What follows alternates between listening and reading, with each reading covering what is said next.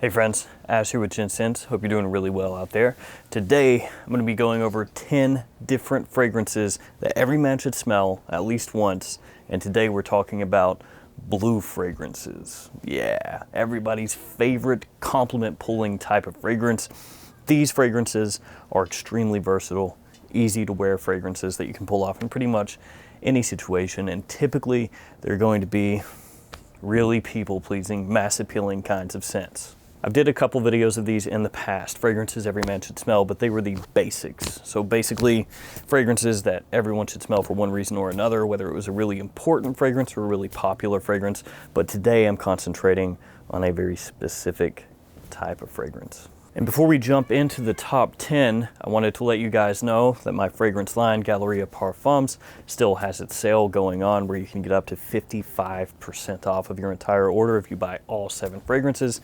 There's a link in the description that has the discounts right now broken out by tier and also a link to the website, so make sure to check those out. And also on my channel, I've got some first impressions that people have done of the fragrances along with my breakdown of each one of the 7. And that sale is a special pre-launch sale, so it's only going on for a couple more months. If you're watching this in the future, sorry, sale's over. All right guys, let's jump into this.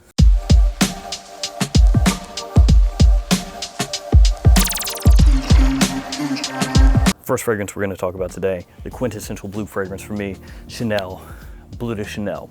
Specifically, going to be talking about the Eau de Toilette, though you could also check out the Eau de Parfum or the Parfum. This fragrance is really the first one that comes to my mind when somebody mentions blue fragrances, because this one really kick-started what we're experiencing now with all the blue fragrances that are hitting the market today and have been hitting the market over the past few years. It has citrus, ginger, incense, and woods. Some of the notes in the fragrance, specifically grapefruit being the most prominent citrus in the fragrance. This one can do it all. Daytime, nighttime, dates, formal situations, business situations, the office, casual situations, whatever. Bleu de Chanel can do it. And this one is really common in the sense that lots of people wear it. And really, pretty much all the fragrances we're going to talk about today are not super unique in the sense that lots of people wear these fragrances. Lots of people like these fragrances, and these scents we're going to be talking about today are lots of people's signature scents. So if you're looking for the type of fragrance that is extremely unique, you're not going to find it here. If you're looking for a fragrance that people love, that are easy to wear, that pull compliments, that's pretty much all of these. Bleu de Chanel is really nice because it has this opening with ginger and citrus that really sparkles, pops, jumps off your skin, gets people's attention, but then as it dries down, it's got more depth to it. It has that incense that gives you a little bit of smokiness. It's got nice modern woods in the base as well, so it lasts off your skin, and as I mentioned before, is enormously versatile. Next fragrance I want to talk about, Dior Savage. Again, going to be talking about the Eau de Toilette, but you could go with the Eau de Parfum or the Parfum. And I guess if you want to break it down super simplistically, you could do this with Bleu de Chanel, the same as Savage. The Eau de Parfum is very similar to the Eau de Toilette, but is richer, has a little more depth to it, is not quite as youthful and not quite as aggressive, especially in the case of Dior Savage. And then the Parfum, again, very simplistically, takes that a step further. So Savage, we've got bergamot here, we got ambroxan, we got lavender, and multiple peppers, Sichuan pepper and black pepper. This one has kind of a metallic vibe off the top. It is much more aggressive for me than Bleu de Chanel is. It's louder, it's got more projection, lasts longer. This one off my skin is a real beast of a fragrance. For me, Bleu de Chanel is a little bit more versatile than Dior Savage is, but Dior Savage is probably a little bit more of a compliment puller just because you're definitely gonna get noticed when you have it on, for better or worse. Usually though it's for better. And Savage is also a little bit more youthful than Bleu de Chanel is. Bleu de Chanel, a little bit more grown up. This one also a huge seller like Bleu de Chanel. These two just crush it. Seems like everybody has one of these or both of these in their collections. Dior Savage, especially when it was launched, got a good amount of hate in the community. People were not really feeling it, but over time, people have warmed up to it a little bit and realized that it's really good at what it does. And what it does is just pull compliments and be really easy to wear. Next fragrance I want to talk about kind of splits the difference between those two. So you've got Dior Savage here, you got Bleu de Chanel here, and then somewhere in the middle, Versace Dylan Blue. This one has ambroxan, like Dior Savage, but then it has incense, like Bleu de Chanel.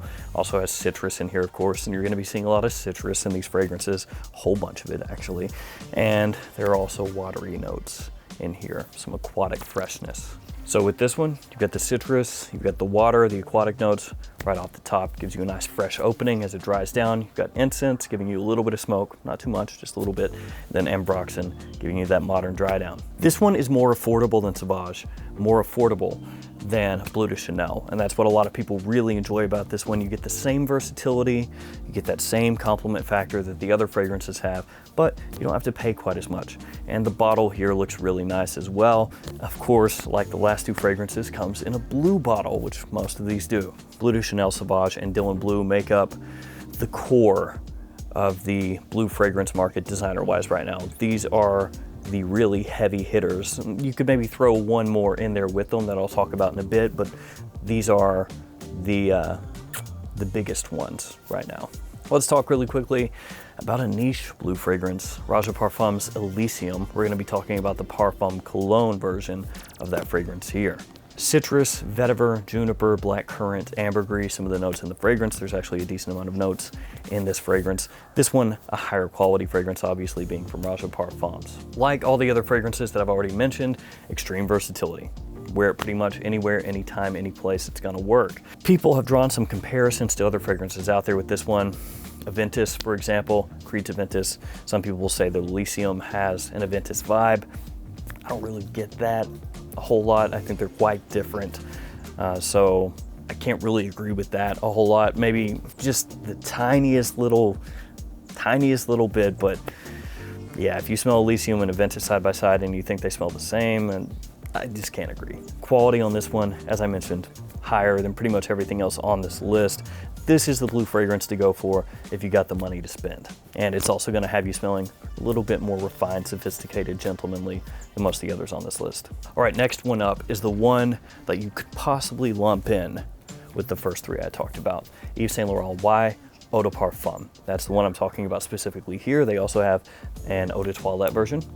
That one, actually a really solid office fragrance, but the Eau de Parfum is really the heaviest hitter in the Y lineup. This one has amberwood, ginger, tonka, apple, and bergamot as some of the notes in the fragrance. And this one actually, instead of being really citrus forward, has apple as the main fruity note there. This one is huge as far as compliments go.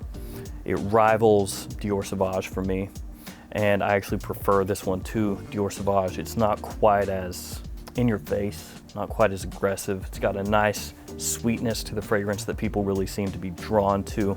Great evening fragrance, great date night fragrance.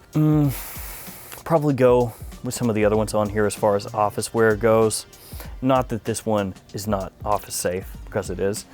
It's just some of the sweeter aspects of this fragrance I think work better for more intimate situations, or situations where you're just trying to pull compliments, frankly. So why Eau de Parfum? This one, absolutely huge. Big hit, people love it.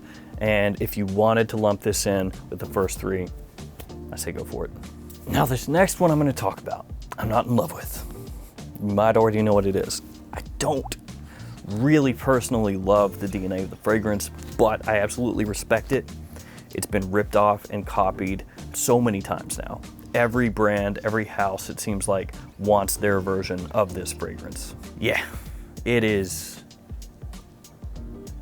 Invictus by Paco Rabanne. Now there are many flankers of Invictus now. There's Invictus Aqua, Invictus Intense, Invictus Legend, actually 2 Invictus Aquas technically. But in this video, I'm talking just the original Invictus, because this fragrance has sold like crazy. It is super popular. And like I mentioned, lots of other fragrance houses have taken notice and they've said, I want my version of that because I want that money. C notes, bay leaf, ambergris, grapefruit. Some of the notes in the fragrance has this bubblegum sweetness to it. It can come across sometimes a little bit cloying, but it is a loud fragrance, good projection, good longevity. It's gonna get people's attention, and younger guys out there especially really like Invictus for all of those reasons. Kind of like Paco Rabanne 1 million when it came out. It was so popular because it would get people's attention, make them stand up, take notice, and people really liked it. It was really inviting. Invictus does that too. That sweetness really just pulls compliments. Like I said, for me personally, I'm kind of over it, but a lot of people out there absolutely love it. There's no way you can make a fragrance list about blue fragrances right now and not talk about Invictus, because it is one of the biggest ones out there. And if you love Invictus, I'm not throwing shade at you. You wear what you love. If it makes you happy, wear it out. Up next, let's talk about an Aqua Dijo. In this video, we'll talk about Aqua Dijo Profumo, but could also be Aqua Dijo Profundo, which is the newest fragrance in the Aqua Dijo line, and that one actually comes in a blue bottle, so that one might actually make a little more sense, but we're still gonna go with Profumo. C notes, bergamot, incense, patchouli, some of the notes in the fragrance, and there it is again. Citrus, incense, some aquatic notes. Those things go together like apple pie and ice cream, apple pie a la mode. The idea is the same as some of the other blue fragrances that we've talked about. The opening, it's fresh. You've got that inviting citrus that people really love, draws you in as it dries down. A little smoke, little incense, smells a little bit mysterious, a little bit sexy, draws people in even further. There's patchouli in here, kind of, you know, playing the part of woods and other fragrances, but the idea remains the same. Catch them with the opening, give them that citrus, make it really appealing. As it dries down, give them a little warmth, make it sexy, slightly mysterious. You're good. Aqua Dijo, of course, the best-selling men's fragrance of all time, absolutely huge. Aqua Dijo Profumo is the flanker that kind of reignited Aqua Dijo for a lot of guys out there. When this one came out, took that Aqua Dijo DNA, gave it that little twist with the incense and modernized it a bit, really had it take off again. So Aqua Dijo Profumo, even though it comes in a black bottle, it's a blue fragrance. It's made for versatility, mass appeal, compliments. Next one up is one more suited for summer wear, more specifically spring and summer. And it is light blue Eau Intense from Dolce & Gabbana. It's got grapefruit, juniper, amberwood, and sea notes as some of the notes in the fragrance, and there you go. Right there again, sea notes, grapefruit, citrus, and aquatic notes right off the top. This one utilizes juniper, gives it a really nice kind of briskness in the scent, and as it dries down, amberwood, giving you that warm, woody, modern base. For me, this is gonna be the best light blue flanker that you can buy right now. The ones that have come out after this one, I'm not as keen on. Light Blue Sun, Italian Zest, Love is Love, those ones for me, not really doing it, but this one, really, really solid. Of course, again, blue bottle. Now, I should say, just in case, you know, any of you are confused on it, a blue fragrance does not have to come in a blue bottle. It doesn't have to have blue in the name.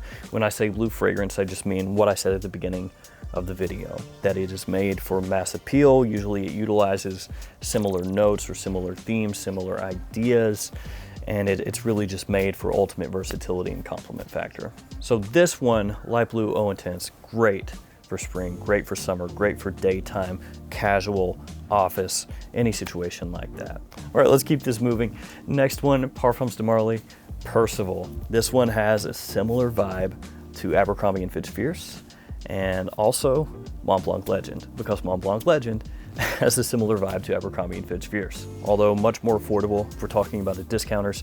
And then Percival takes that idea of Abercrombie & Fitch Fierce, that DNA, ramps it up a bit, makes it higher quality, more luxury, because of course Parfums de Marly is a niche brand. It's got ambroxan, mandarin orange, lavender, and hedione as some of the notes in the fragrance.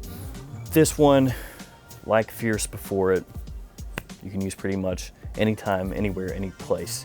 I will say though, it is not quite as youthful as Fierce. It's a little bit more grown up, a little more sophisticated, which you would expect. So while this one may catch a little bit of hate because of that similarity, it's not, again, hyper unique, but really most of these aren't. It's still a really nice fragrance if you're after maximum versatility and compliments. Next fragrance is one that you might overlook. It is Code Colonia from Giorgio Armani. Bergamot, tonka, amberwood again, and orange blossom, some of the notes in the fragrance. This is almost like the forgotten Code flanker. You've got Code Absolute, Code Profumo, those both just kill it right now. And then Code Colonia, which is almost like the redheaded stepchild. Nobody really talks about all that much. But as far as just being super easy to wear and very likable, this one absolutely kills it. You're gonna get a little more sweetness from this one than some of the other fragrances I've talked about today. That's gonna be the tonka, really prominent tonka, kind of carrying over some of that Armani Code DNA into this one and freshening it up. While I personally would rather wear Y Eau de Parfum or Bleu de Chanel or even Dylan Blue in most of the situations that you'd wear these fragrances, Code Colonia is still worth checking out because, like I mentioned, it does get slept on a bit.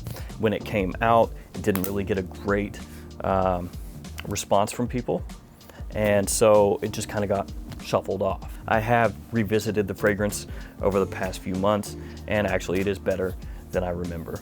So Code Colonia, one to keep in the back of your mind, especially if you like the Armani Code DNA. Basically that with the twist freshened up. All right, guys, that is it. Those are my 10 fragrances, technically 11, that every man should smell, Blue Fragrance Edition. In the comments, let me know another edition of this you'd like me to tackle, a type of scent, house, whatever. You can let me know. All right, guys, stay safe out there. See you tomorrow with another fragrance video. See you guys.